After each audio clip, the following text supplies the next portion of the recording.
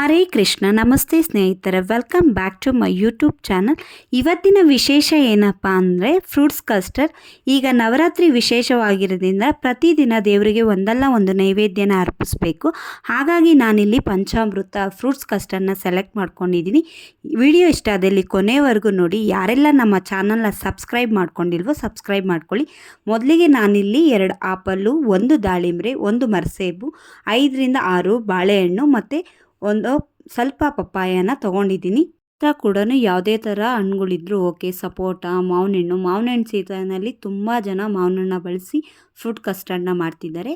ಈಗ ಮಾವಿನ ಹಣ್ಣು ಸೀಸನ್ ಇಲ್ಲ, ಹಾಗಾಗಿ ನಾನು ಇಷ್ಟು ಹಣ್ಣುಗಳನ್ನ ತೊಗೊಂಡಿದ್ದೀನಿ. 1 ಬೌಲು ಹಸಿ ಹಾಲು, ಯಾವುದೇ ಥರ ಕಾಯಿಸಿರಬಾರ್ದು. ನಾನಿಲ್ಲಿ ಸಕ್ಕರೆನ ಯೂಸ್ ಮಾಡ್ಕೊತಾ ಇಲ್ಲ, ಕೆಮಿಕಲ್ ಸಕ್ಕರೆನ ಹಾಕ್ಕೊತಾ ಇದ್ದೀನಿ. ಮಿಲ್ಕ್ ಮೇಡು ಮತ್ತು ಕಸ್ಟರ್ಡ್ ಪೌಡ್ರು, ಮೇಯ್ನಾಗಿ ಇದಕ್ಕೆ ಬೇಕಾಗಿರೋವಂಥದ್ದು ಕಸ್ಟರ್ಡ್ ಪೌಡ್ರು. 2 ಏಲಕ್ಕಿ. ಮೊದಲಿಗೆ ಒಂದು ಬೌಲ್ನ ಇಟ್ಟು ಅದಕ್ಕೆ ಒಂದು 250 ml ಹಾಲನ್ನ ಹಾಕಿ ಕಾಯೋದಕ್ಕೆ ಸಿಮ್ಮಲ್ಲಿ ಇಟ್ಟಿಬಿಡಿ. ಇನ್ನೊಂದು ಬೌಲ್ಗೆ ನೀವು ಸ್ವಲ್ಪ 1 ಸ್ಪೂನಷ್ಟು, ಒಂದು 10 ಗ್ರಾಮಷ್ಟು ಕಸ್ಟರ್ಡ್ ಪೌಡ್ರನ್ನ ಹಾಕ್ಕೊಂಡು ಹಸಿ ಹಾಲು ಅದನ್ನು ಹಾಕಿ ನೀಟಾಗಿ ಒಂದೇ ಒಂದು ಚೂರು ಗಂಟಿಲ್ದಲೇ ಇರೋ ಥರ ಈ ಥರ ನೀಟಾಗಿ ನೀವು ಅದನ್ನು ತಿರ್ಸ್ಕೊಳ್ಬೇಕು. ಒಂದು ಚೂರು ಕೂಡ ಗಂಟು ಬರಬಾರ್ದು.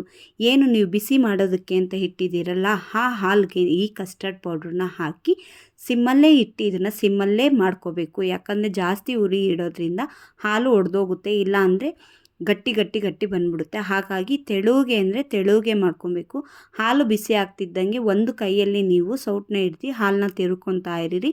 ಮತ್ತು ಒಂದು ಸೌಟಲ್ಲಿ ಕಸ್ಟರ್ಡ್ ಪೌಡ್ರನ್ನ ಹಾಕಿ ಮತ್ತು ನಾನು ಮೊದಲೇ ತೋರಿಸ್ತಿರೋ ಹಾಗೆ ಕೆಮಿಕಲ್ ಸಕ್ಕರೆನ ಹಾಕಿ ಅದಕ್ಕೆ ಮೆಲ್ಟ್ ಆಗೋದಕ್ಕೆ ಬಿಡಿ. ನೀಟಾಗಿ ಒಂದು ಹದ ಬರೋವರೆಗೂ ಇದನ್ನು ನೀಟಾಗಿ ಕುದಿಸ್ಕೊಬೇಕು. ಆಗ ನಿಮಗೆ ಕಸ್ಟರ್ಡು ತುಂಬ ಚೆನ್ನಾಗಿರುತ್ತೆ, ಅಂದರೆ ತುಂಬ ಚೆನ್ನಾಗಿರುತ್ತೆ. ಮಕ್ಕಳಿಗೆ ಬೆಳಗಿನ ಬ್ರೇಕ್ಫಾಸ್ಟು ಮತ್ತು ಸ್ನ್ಯಾಕ್ಸ್ಗೆ ತುಂಬೋದಕ್ಕೆ ತುಂಬ ಚೆನ್ನಾಗಿರುತ್ತೆ. ನೋಡಿ, ಇಲ್ಲಿ ನಾನು 1 ಡ್ರಾಪು ಕೂಡ ಕಸ್ಟರ್ಡ್ ಪೌಡ್ರನ್ನ ಯಾವುದೇ ಥರ ಗಟ್ಟಿ ಇಲ್ದಂಗೆ ನೀಟಾಗಿ ತೆಳುವಾಗಿ ನೀರು ಥರ ಮಾಡ್ಕೊಂಡಿದ್ದೀನಿ. ಇದೇ ಥರ ಹಸಿ ಹಾಲಿಗೆ ಹಾಕ್ಕೊಳ್ಳಿ, ಯಾವುದೇ ಥರ ಕಾಯಿಸಿರೋ ಹಾಲನ್ನ ಯೂಸ್ ಮಾಡ್ಕೋಬೇಡಿ. ನೋಡಿ, ಅಲ್ಲಿ ಹಾಲು ಮತ್ತು ಕೆಂಪು ಸಕ್ಕರೆ ಬಿಸಿ ಆಗ್ತಿದ್ದೆ ಕಸ್ಟರ್ಡ್ ಪೌಡ್ರನ್ನ ಹಾಕ್ಕೊಂಡು ನೀಟಾಗಿ ಬ್ಲೆಂಡ್ ಮಾಡ್ಕೋಬೇಕು. ಅದಕ್ಕೆ 1 ಚಮಚದಷ್ಟು ನಾನು ಇಲ್ಲಿ ಮಿಲ್ಕ್ ಮೇಡನ್ನ ಯೂಸ್ ಮಾಡ್ತಾಯಿದ್ದೀನಿ. ಇದನ್ನು ಮಿಲ್ಕ್ ಮೇಡ್ ಯೂಸ್ ಮಾಡೋದ್ರಿಂದ ನಿಮಗೆ ಒಂದು ಕನ್ಸಿಸ್ಟೆನ್ಸಿ ನೀಟಾಗಿ ಬರುತ್ತೆ. ಅದಾದ ನಂತರ ಒಂದು 10ರಿಂದ 15 ನಿಮಿಷ ಬಿಸಿ ಮಾಡಿ ಮತ್ತು ಏಲಕ್ಕಿ ಪುಡಿನ ಹಾಕ್ಕೊಂಡು ಒಂದು ಸೈಡಿಗೆ ಇಟ್ಬಿಡಿ, ಇದು ತಣ್ಣಗಾಗಲಿ. ಈಗ ನಾನು ಈ ಫ್ರೂಟ್ಸ್ ಏನಿದೆ ಇದನ್ನೆಲ್ಲ ನೀಟಾಗಿ ನೋಡಿ ಈ ಥರ ಚಾಪ್ ಮಾಡ್ಕೊಂಡಿದ್ದೀನಿ. ತುಂಬ ಸಣ್ಣದಾಗಿ ಚಾಪ್ ಮಾಡ್ಕೊಳ್ಳೋದ್ರಿಂದ ಅದು ರುಚಿನೇ ಬೇರೆ ಇರುತ್ತೆ. ಅಲ್ಟಿಮೇಟ್, ಅದನ್ನು ಹೇಳೋಕ್ಕೆ ಬರೋದಿಲ್ಲ, ಅಷ್ಟು ಚೆನ್ನಾಗಿರುತ್ತೆ.